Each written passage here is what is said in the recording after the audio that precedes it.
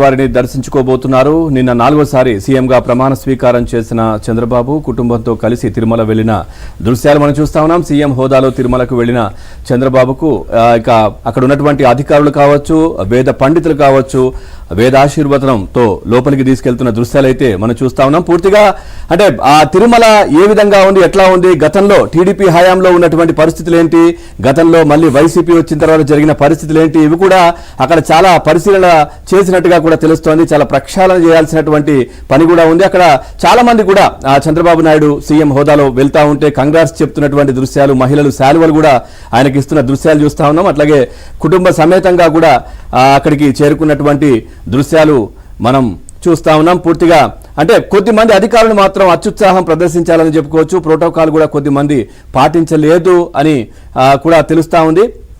అట్లాగే శ్రీవారి దర్శనార్థం లోపలికి వెళుతున్న దృశ్యాలు కూడా మనం చూడొచ్చు. అటు లోకేష్ కూడా వెళ్తున్నారు. కుటుంబ సభ్యులు మొత్తం శ్రీవారి దర్శనానికి వెళ్తున్నటువంటి దృశ్యాలు మనం చూస్తా ఉన్నాం. చంద్రబాబు నాయుడు కులదైవం వెంకటేశ్వర స్వామి. ఏ కార్యక్రమం మొదలుపెట్టినా ఆ కార్యక్రమం విజయమైన తర్వాత కూడా శ్రీవారిని దర్శించుకోవడం ఆనవాయితీగా వస్తోంది.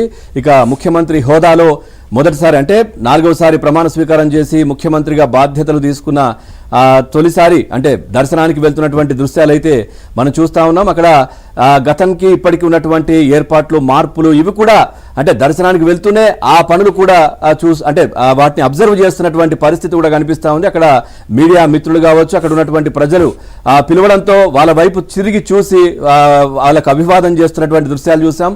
లోకేష్ కూడా లోనికి వెళ్తున్నటువంటి దృశ్యాలు మనం చూస్తా ఉన్నాం. లోకేష్ వెంబడి నారా బ్రాహ్మణి కూడా వెనకాలే వెళ్తున్నటువంటి దృశ్యాలు. ఇలా కుటుంబ సభ్యులందరూ కూడా తిరుమల వెంకటేశ్వర స్వామి దర్శనానికి వెళ్తున్నటువంటి దృశ్యాలు అయితే మనం చూడొచ్చు. ఇక అభిమానులు పెద్ద ఎత్తున నిన్న రాత్రి చంద్రబాబు నాయుడు తిరుమలకు చేరుకుంటారు అని తెలియగానే అక్కడ పెద్ద ఎత్తున కూడా కొండపైన టీడీపీ శ్రేణులు అందరూ కూడా అక్కడికి రావడం జరిగింది. పూర్తిగా పూర్తిగా వర్షం పడుతున్నా కానీ వర్షంలో సైతం వాళ్ళు వీళ్ళ కోసం వెయిట్ చేసినటువంటి పరిస్థితి. అట్లాగే లోకేష్ కూడా అదేవిధంగా వాళ్ళతో ప్రతి ఒక్కరిని కరచాలం చేస్తూ నిన్న